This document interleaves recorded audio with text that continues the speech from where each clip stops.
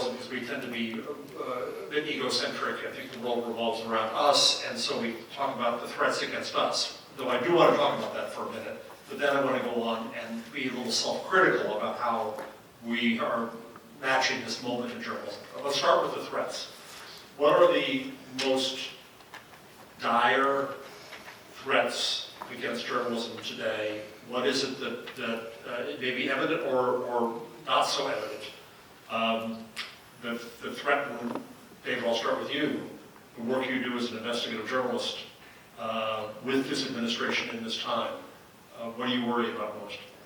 I don't even know where to begin to answer that. It's not great right now. Let's see.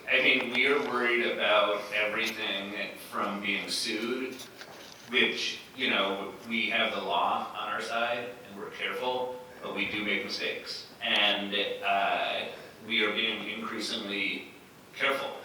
And that has consequences that are good, which is that we are less likely to get sued and dragged into court. It has consequences that are less good, which is that I think there's a risk that we start to pull our punches a little bit because and I'm not talking about the New York Times, I'm talking about the mainstream media, but I see it at the Times, that we do not want to get sued, if possible. But there are a lot more kind of draconian threats out there. We're very concerned right now about threats to our sources. We're going to extraordinary lengths to protect our sources in ways that I think a few years ago would have seemed extremely paranoid. We are increasingly worried that we as journalists are going to be potentially subject to criminal law enforcement in terms of leak investigations or Espionage Act cases, things like that.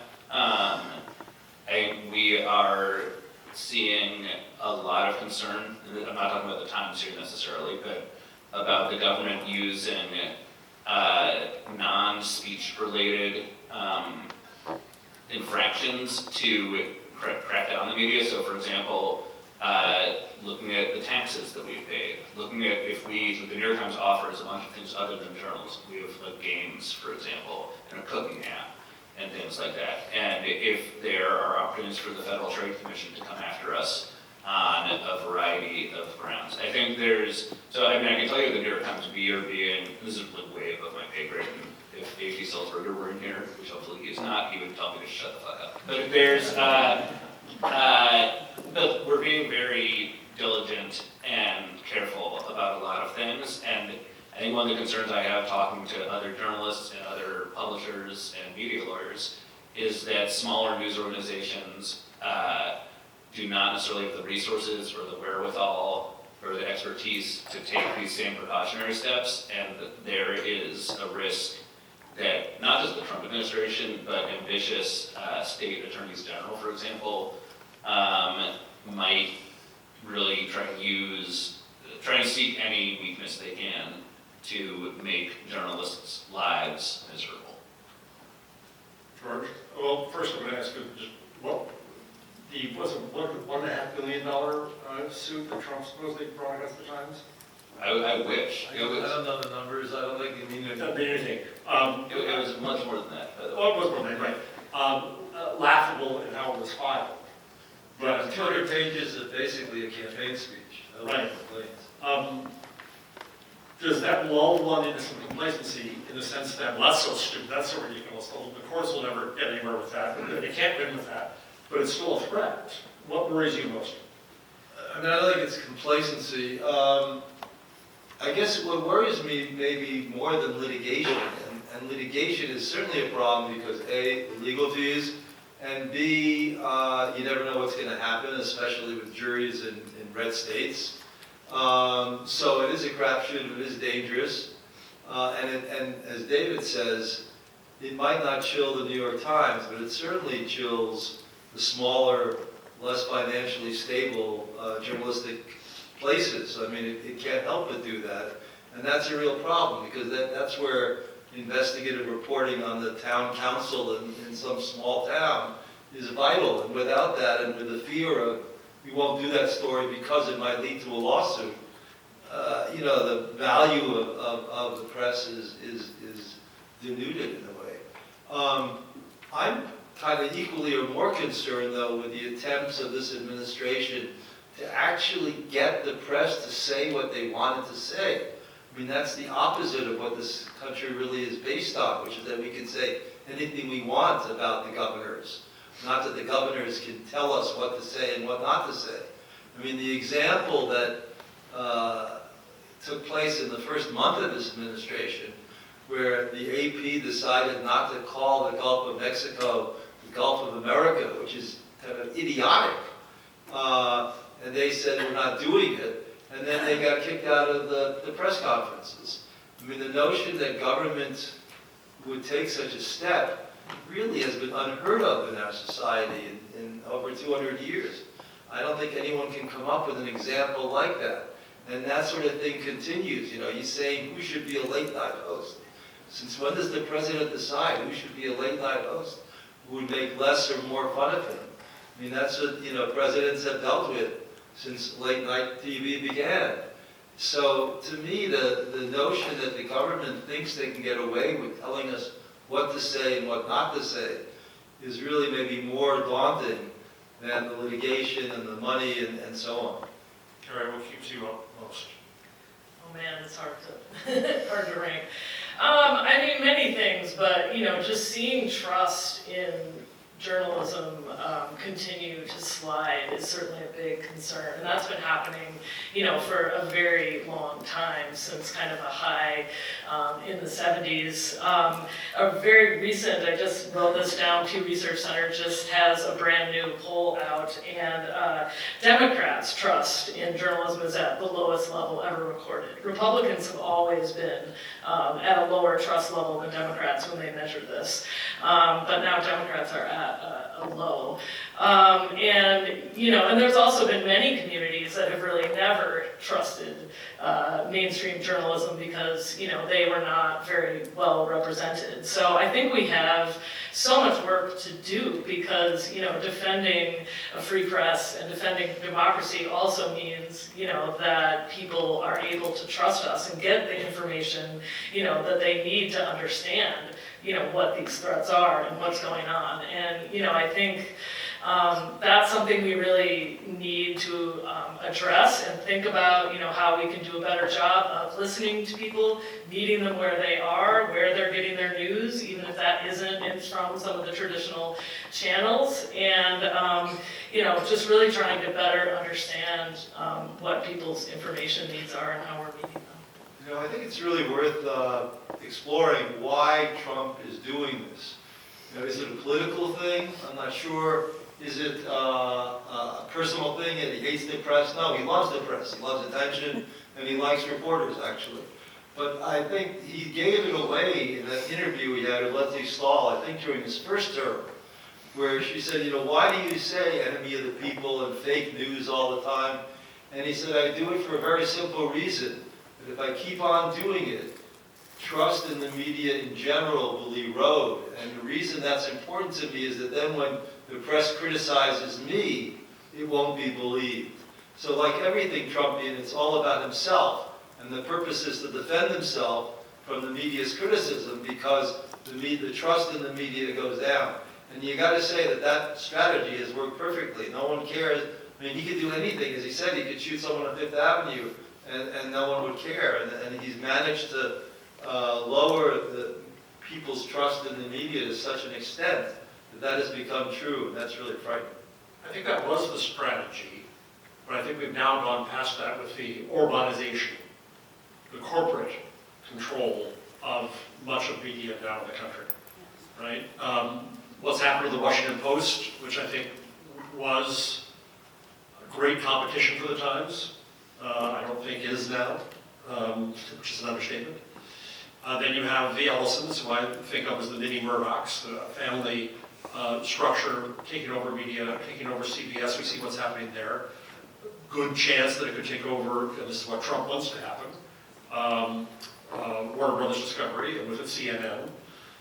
Then our alternative to all of that was social media, but now Twitter is the house organ of the far right, and the Ellisons also have a controlling interest in TikTok soon. So at a corporate level, media is being taken over. Now, my theory, working on my next book, is that this is the end of mass media. And we're seeing, we were talking earlier, David and Carrie and I were talking earlier about the beginnings of the flourishing of some independent media in newsletters and such.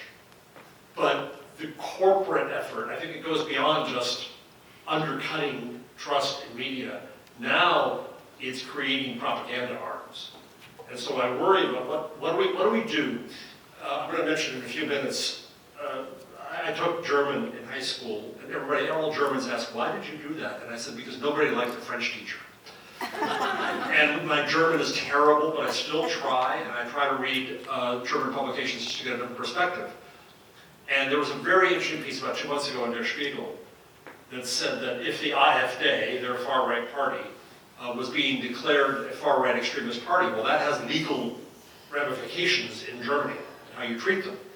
And so they asked, what do we do as a journalistic organization now? How do we cover a party in this circumstance with their history?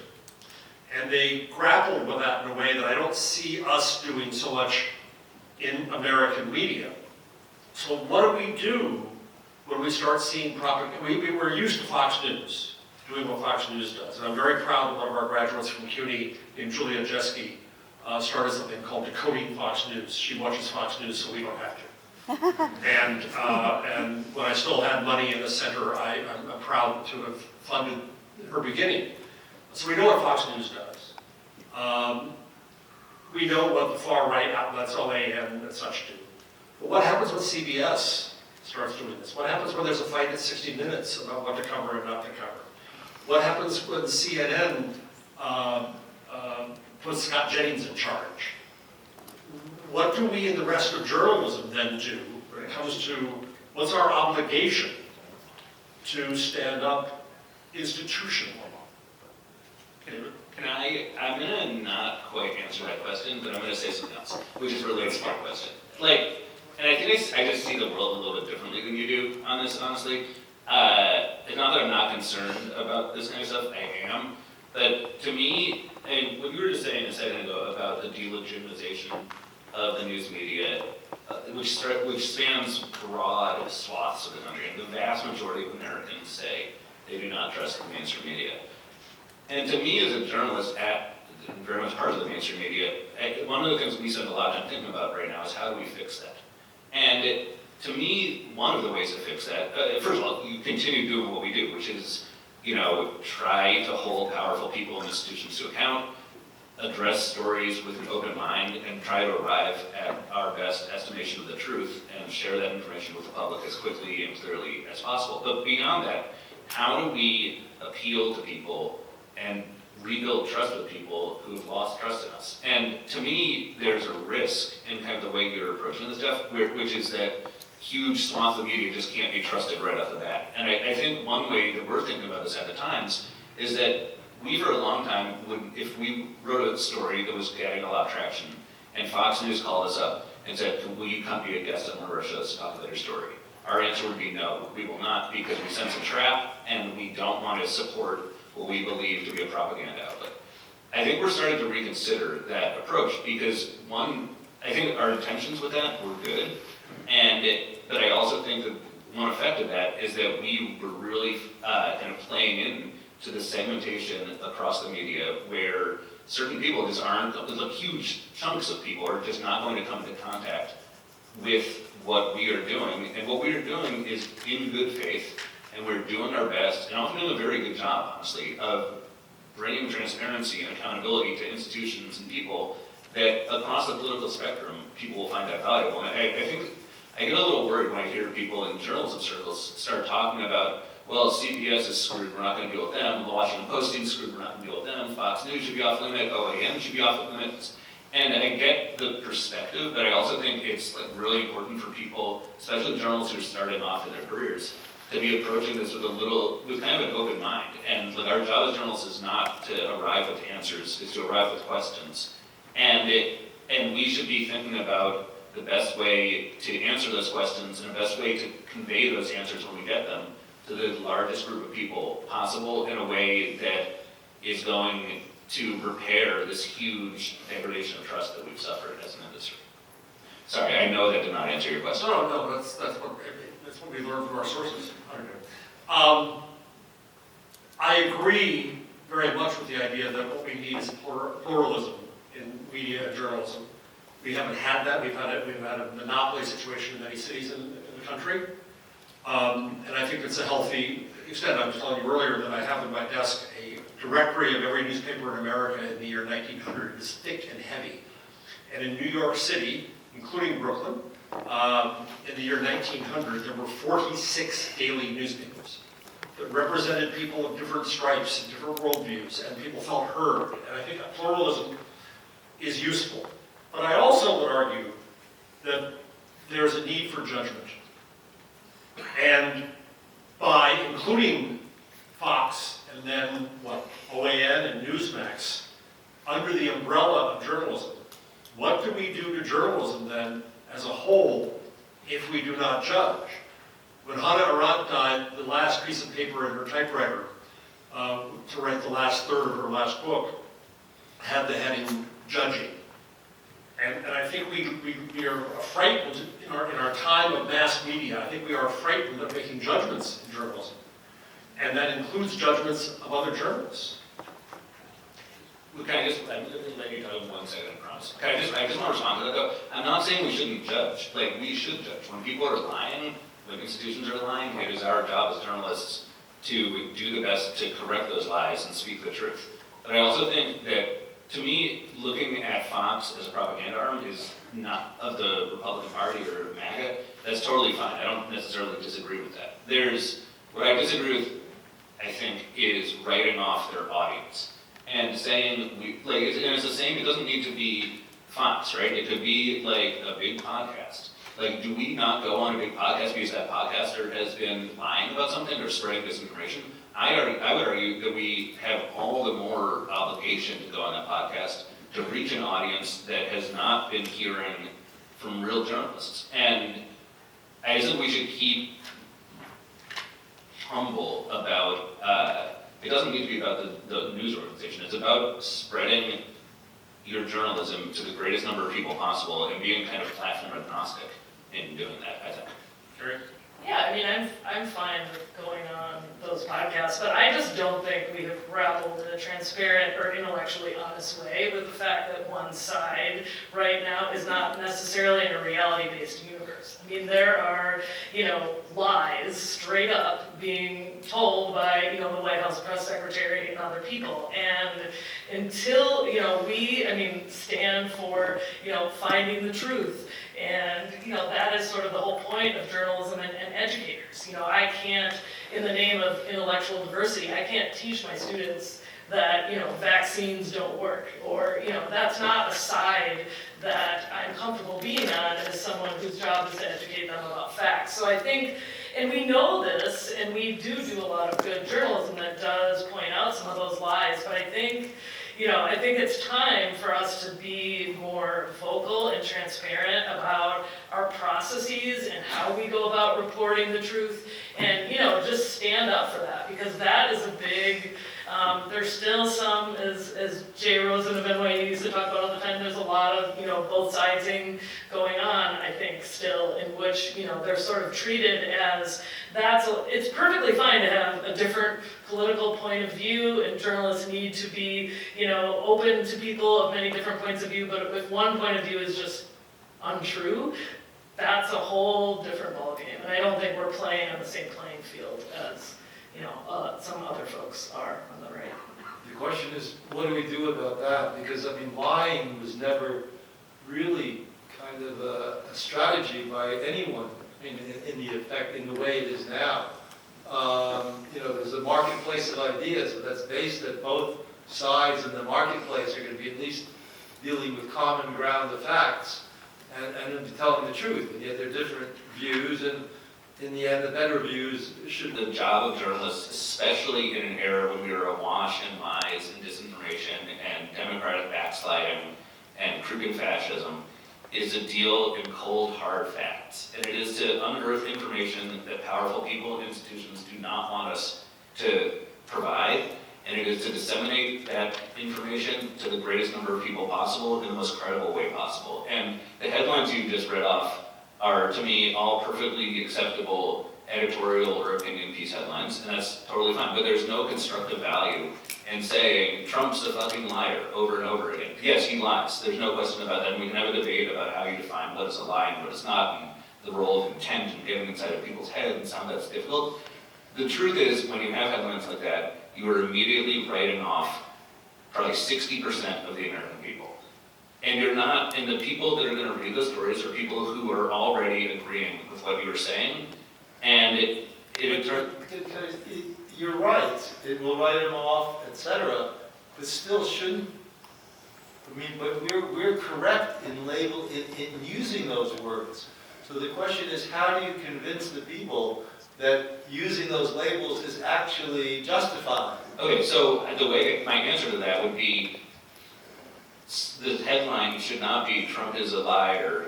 It should be, we have discovered X piece of information that Trump was lying about. It's a deal in specifics, and to counter lies with real cold hard information where we are as transparent as possible and as concrete as possible with what the truth is not to use adjectives do not help in a situation like this. The Washington Post